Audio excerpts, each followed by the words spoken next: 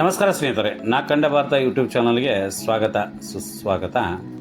ಇವತ್ತು ನಾನು ಗೋಕಾಕ್ ನಗರದ ಹೊರವಲಯದಲ್ಲಿರುವಂಥ ಶ್ರೀ ಚೌಡೇಶ್ವರಿ ದೇವಸ್ಥಾನಕ್ಕೆ ಬಂದೀನಿ. ಈ ಚೌಡೇಶ್ವರಿ ದೇವಸ್ಥಾನದ ಬಗ್ಗೆ ಈಗಾಗಲೇ ಸಾಕಷ್ಟು ವಿಡಿಯೋಗಳು ಬಂದಿದ್ದರೂ ಸಹಿತ ನಾನು ನಮ್ಮ ಯೂಟ್ಯೂಬ್ ಚಾನಲ್ಗೋಸ್ಕರ ಈ ವಿಡಿಯೋ ಕೊಡ್ತಾಯಿದ್ದೀನಿ. ಈ ದೇವಿಯ ವಿಶೇಷತೆ ಅಂದರೆ, ಯಾರಾದರೂ ದುಶ್ಚಟಗಳನ್ನು ಮಾಡ್ತಾರೆ ಅಂದರೆ, ಈಗ ಶೆರೆ ಕುಡಿಯುವಂಥದ್ದು ಅಥವಾ ಈ ಸಿಗರೇಟ್ ಸೇದುವಂಥದ್ದು ಅತಿಯಾದ ಒಂದು ದುಶ್ಚಟಗಳು ಮಾಡುವಂಥ ಜನತೆಗೆ ಈ ದೇವಿಗೆ ಹರಕೆ ಹೊತ್ತು ಒಂದು ಕಾಯಿ ಕಟ್ಟಿದರೆ ಅದನ್ನು ದುಶ್ಚಟದಿಂದ ದೂರ ಆಗ್ತಾರೆ. ಅದರ ಪ್ರಕಾರ ಇಲ್ಲಿ ಬಂದು ನಾನು ದೇವಸ್ಥಾನದ ಒಂದು ಸಣ್ಣ ಮಾಹಿತಿಯನ್ನು ನೀಡಬೇಕು ಅನ್ನೋ ಉದ್ದೇಶದಿಂದ ಇಲ್ಲಿ ಬಂದಿದ್ದೇನೆ. ಆದರೆ ಈ ದೇವಸ್ಥಾನಕ್ಕೆ ಬಂದಾಗ ಒಂದು ಡ್ರಿಂಕ್ಸ್ ಅಂದರೆ ಶೆರೆಯನ್ನು ತಂದು ದೇವಿಗೆ ನಿವೇದನೆ ಮಾಡುವಂಥದ್ದು ರೂಢಿ. ಹಾಗೆ ಸಿಗರೇಟನ್ನು ಕೊಡ್ತಾರೆ. ಇದೇ ನೋಡಿ ಸ್ನೇಹಿತರೆ, ಶ್ರೀ ಚೌಡೇಶ್ವರಿ ದೇವಸ್ಥಾನ. ಇದು ಗೋಕಾಕ್ ನಗರದಿಂದ ಸುಮಾರು 3 ಕಿಲೋಮೀಟರ್ ದೂರದಲ್ಲಿ ಇರುವಂಥ ಕಡಬಗಟ್ಟಿ ಗ್ರಾಮಕ್ಕೆ ಹೋಗುವಂಥ ರಸ್ತೆಯಲ್ಲಿ ಇದೆ. ಇದು ಬೆಟ್ಟದ ಮೇಲೆ ಇರುವಂಥದ್ದು. ನಾನು ಬೈಕ್ ಮೇಲೆ ಹೋಗ್ಬೇಕಾದ್ರೆ ಒಬ್ಬನೇ ಇದ್ದ ಕಾರಣಕ್ಕೆ ಈಗ ಸ್ವಲ್ಪ ರೆಕಾರ್ಡಿಂಗ್ ಯಾವುದೇ ಥರ ವಿಡಿಯೋ ಮಾಡೋಕ್ಕಾಗಲಿಲ್ಲ. ನೇರವಾಗಿ ಗುಡಿ ಹತ್ರ ಬಂದು ನಾನು ವಿಡಿಯೋ ಈ ಒಂದು ಹುತ್ತದಲ್ಲಿ ಬೆಳೆದು ಬಂದದ್ದು. ಆದರೆ ಇಲ್ಲಿ ಬರುವಂಥ ಭಕ್ತರು ನಮಗೆ ಒಳ್ಳೇದು ಮಾಡಪ್ಪ ದೇವಿ, ಒಳ್ಳೇದು ಮಾಡಮ್ಮ ತಾಯಿ ಅಂತ ಬೇಡ್ಕೊಳ್ತಾರೆ. ಅದರ ಪ್ರಕಾರ ತಾಯಿಗೆ ನಂಬಿಕೆ ಇಟ್ಟು ಹರಕೆ ಹೊತ್ತರೆ ಎಷ್ಟೋ ಜನರ ಕಷ್ಟ ಕಾರ್ಪಣ್ಯಗಳನ್ನು ದೂರ ಮಾಡಿರುವುದು ಈ ತಾಯಿಯ ವಿಶೇಷತೆ. ಅದಕ್ಕಾಗಿ ಇಲ್ಲಿ ಸಾವಿರಾರು ಜನ ಪ್ರತಿನಿತ್ಯ ಬಂದು ಈ ದೇವಿಗೆ ದರ್ಶನ ಮಾಡ್ಕೊತ ಹೋಗ್ತಾರೆ. ವಿಶೇಷವಾಗಿ ಅಮಾವಾಸ್ಯೆ ಮತ್ತು ಶುಕ್ರವಾರ ದಿನ ಈ ದೇವಿಗೆ ಹೆಚ್ಚು ಬರುವಂಥದ್ದು ಜಾಸ್ತಿ ಜನ. ಹಾಗೆ ಈ ದೇವಸ್ಥಾನದ ಸಹಿತ ವಿಶೇಷವಾಗಿ ಜೈನ ಸಂಪ್ರದಾಯದ ಪ್ರಕಾರ ಒಂದು ಶಿಲ್ಪಕಲೆಯನ್ನು ಹೊಂದಿದೆ. ಅದರ ಬಗ್ಗೆ ವಿವರಗಳನ್ನು ಸಹಿತ ಒಬ್ಬರು ಭಕ್ತರು ನೀಡಿದ್ದಾರೆ. ಅದನ್ನು ಸ್ವಲ್ಪ ತಮಗೆ ತೋರಿಸ್ತೀನಿ. ಮತ್ತು ಈ ದೇವಸ್ಥಾನದ ವಿಶೇಷತೆ ಅಂದರೆ, ಈ ದೇವಿಗೆ ಶೆರೆ ನಿವೇದನೆ ಮಾಡ್ತಾರೆ, ಸಿಗರೇಟನ್ನು ಕೊಡ್ತಾರೆ. ಆದರೆ ಇಲ್ಲಿ ದೇವಿಗೆ ಕೆಲವರು ಹರಕೆ ಹೊತ್ತು ಬಲಿಗಳನ್ನು ಕೊಟ್ಟರೂ ಸಹಿತ ದೇವಿಗೆ ಮಾಂಸಾಹಾರವನ್ನು ಯಾವತ್ತೂ ನಿವೇದನೆ ಮಾಡಲ್ಲ.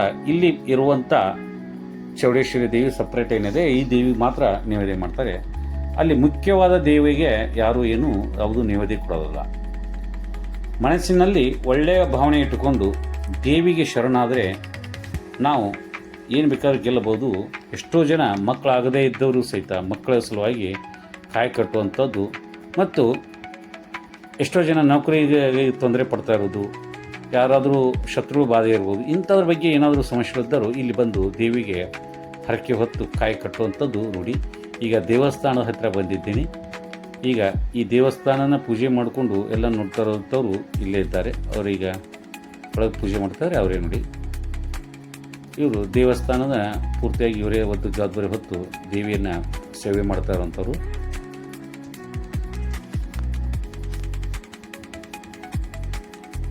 ದೇವಿಯ ದರ್ಶನ ಮಾಡ್ಕೊಂಡು ಬರೋಣ. ಒಳಗೆ ಹೋಗಿ ದೇವಿಯ ಒಂದು ದರ್ಶನವನ್ನು ತೋರಿಸ್ತೀನಿ ನಿಮಗೆ.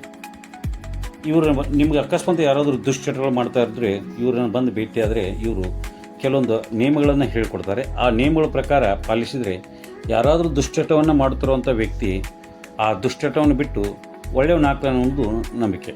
ಗೋಕಾಕ್ ನಗರದ ಹೊರವಲಯದಲ್ಲಿರುವಂಥ ಶ್ರೀ ಚೌಡೇಶ್ವರಿ ದೇವಿ. ವಿಶೇಷವಾಗಿ ದೇವಿಯಲ್ಲಿ ಸರ್ಪದ ಮೇಲೆ ಕುಳಿತಿರುವಂಥದ್ದು ಒಂದು ಮೂರ್ತಿ ಇದೆ.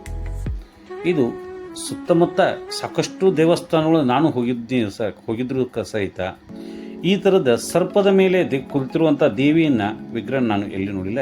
ಇದೇ ಪ್ರಥಮ ಬಾರಿ ನೋಡ್ತಾ ಇರೋದು. ಇರ್ಬೋದು ಇಲ್ಲೇ ಕೂಡ, ಆದರೆ ನನಗೆ ಮಾತ್ರ ಕಂಡು ಬಂದಿಲ್ಲ.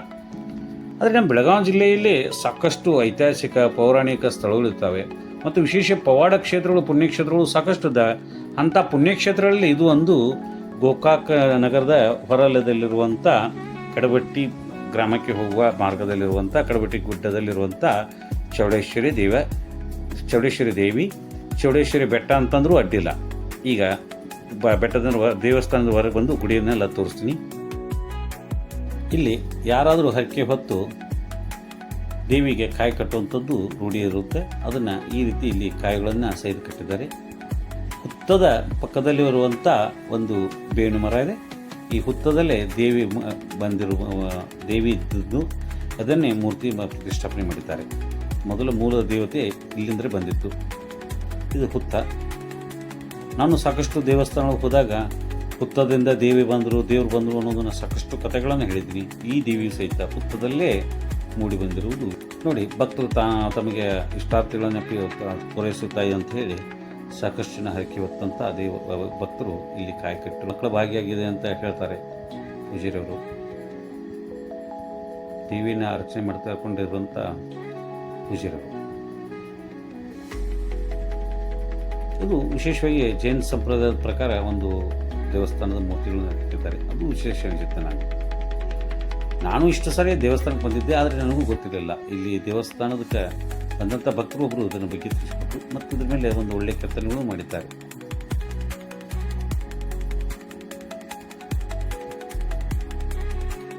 ಈಗ ಭಕ್ತರ ಜೊತೆಗೆ ಒಂದು ಸ್ವಲ್ಪ ಚರ್ಚೆ ಮಾಡೋ ಸರ್. ಶ್ರೀ ಚೌಡೇಶ್ವರಿ ದೇವಿ ದೇವಸ್ಥಾನ ಬಗ್ಗೆ ಮತ್ತು ಸಾಕಷ್ಟು ಪ್ರಸಿದ್ಧಿ ಇದೆ.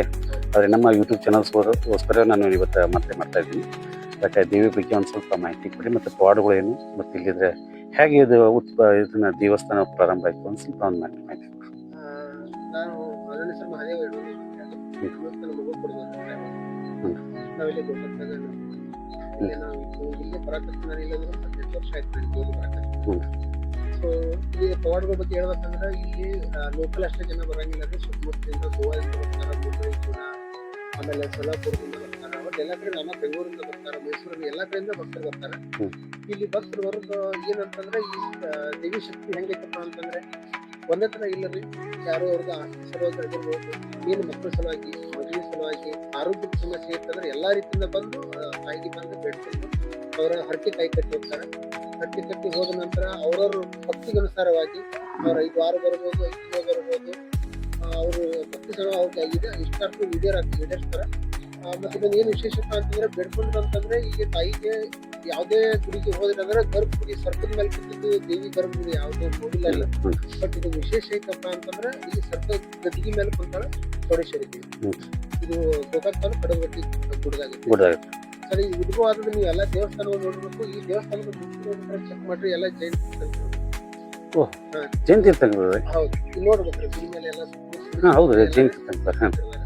ಬಟ್ ಒಂದೇನಂತಂದ್ರೆ ಈ ಬೆಡ್ಕೊಂಡವ್ರು ಬ್ಯಾಟ್ರಿ ಬೆಡ್ಕೊಂಡಿರ್ತಾರ್ರಿ, ಆಮೇಲೆ ದೇವಿ ಸಿಗರೇಟ್ ತಂದಿರ್ತಾರ, ದಾರೂನು ತಂದಿರ್ತಾರ. ಎಲ್ಲೇ ಅದು ಅಲ್ಲ, ನಾನು ಸಾಕಷ್ಟು ದೇವಸ್ಥಾನ ಸಿಗ್ತೀರಿ ಹೇಳಿದ್ದೇನೆ ಸರ್.